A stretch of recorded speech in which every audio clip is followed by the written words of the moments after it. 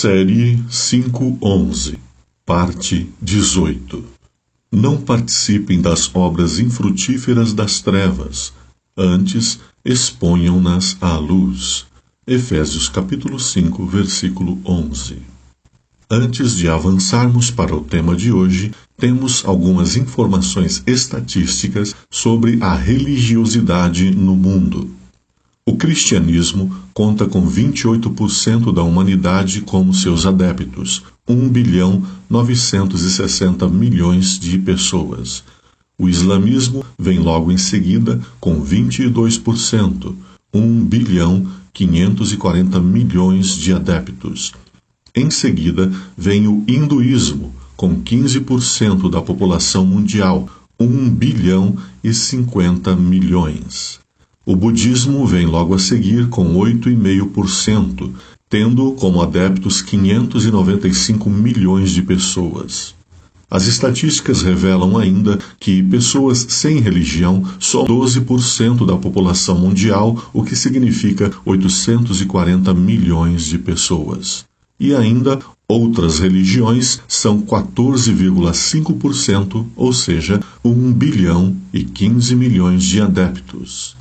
Percebe-se nesta estatística a grande responsabilidade do cristianismo, pois, já que a quantidade de pessoas que ainda não seguem a Jesus é imensa, somando cerca de 70% da humanidade, ou seja, quase 5 bilhões de pessoas. Prosseguindo com nossa análise das movimentações impressionantes acontecidas no século XIX, temos em 1893 o nascimento do Parlamento Mundial das Religiões, sendo sua primeira reunião realizada em Chicago, Estados Unidos. Nesse congresso foi lançada a expressão religião mundial, voltada para o ensino do ecumenismo. Ainda em 1893, nasce um movimento chamado Espiritismo. Em 1857, Allan Kardec lançou o Livro dos Espíritos e, em 1861, o Livro dos Médiuns. Allan Kardec nasceu em 1804 e faleceu em 1869. O Espiritismo traz em sua bagagem doutrinária alguns ensinos muito contrários à palavra de Deus, às Sagradas Escrituras, sendo que o grande inimigo, já na criação da humanidade, propôs aos nossos primeiros pais grandes enganos relacionados ao espiritualismo. Em Gênesis 3, versos 4 e 5, Satanás propôs que vocês não morrerão, vocês viverão eternamente. Seus olhos se abrirão. Vocês serão iguais a Deus. Há coisas boas que foram escondidas de vocês. Sim, no primeiro contato com Eva, Satanás passou todas essas propostas, levando nossa primeira mãe e nosso primeiro pai a duvidarem da palavra de Deus, quando lhes disse: certamente morrereis, se comerdes do fruto desta árvore. Portanto, o ensino da imortalidade da alma humana provém das mentiras de Satanás neste episódio. Hoje, o Espiritismo congrega cerca de 15 a 20 milhões de adeptos por todo o mundo. Todos os elementos tratados até o presente momento, ou seja, nas 17 partes anteriores, foram relacionados à religiosidade no mundo, com o advento de diversas teorias e ideias espiritualistas que realmente conduziram muito da humanidade à prática de erros doutrinários. Iniciaremos agora a análise de outros eventos importantes do século XIX que também trouxeram à humanidade ensinamentos escusos e dignos de descrédito, em comparação com a luz imarcessível advinda das Sagradas Escrituras.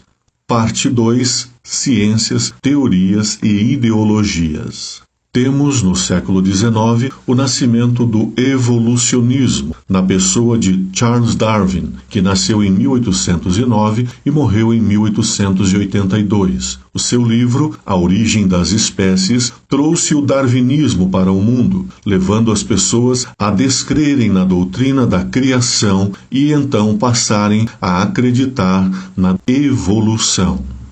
Também no século XIX, temos o nascimento da teosofia, que traz ensinos ocultistas que defendem que Satanás é um ser bom e digno de crédito. Os livros de Helena Blavatsky, que nasceu em 1831 e faleceu em 1891, são Ocultismo da Secreta Doutrina, 1888, Ísis sem Véu, 1877. Ensinamentos eminentemente ocultistas, místicos, com tendência à aprovação das ações de Satanás, ao qual Helena Blavatsky atribui títulos de dignidade, sendo ele aquele que nos ajudou a entender muitas coisas boas que nos estavam ocultas no início da humanidade.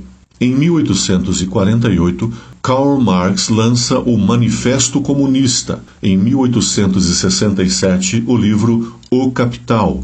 Em 1883, ano da morte de Karl Marx, Engels conclui o livro A Ideologia Alemã, de Karl Marx.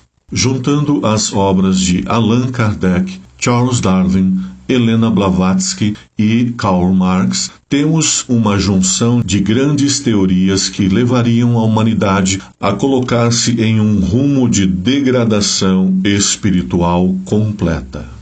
Ainda no século XIX, Albert Pike, que nasceu em 1809 e morreu em 1891, lança o livro Morals and Dogma, o livro da maçonaria. O livro Morais e Dogma, de Albert Pike, traz um grande reforço à milenar maçonaria, movimento este essencialmente espiritualista e ocultista. Outro movimento que, em muito, degradaria a humanidade em termos de afastamento da crença num Deus vivo foi o relativismo, iniciado por Friedrich Nietzsche, que nasceu em 1844 e faleceu em 1900. O livro O Anticristo, de Nietzsche, é a base do relativismo moderno, o relativismo moral.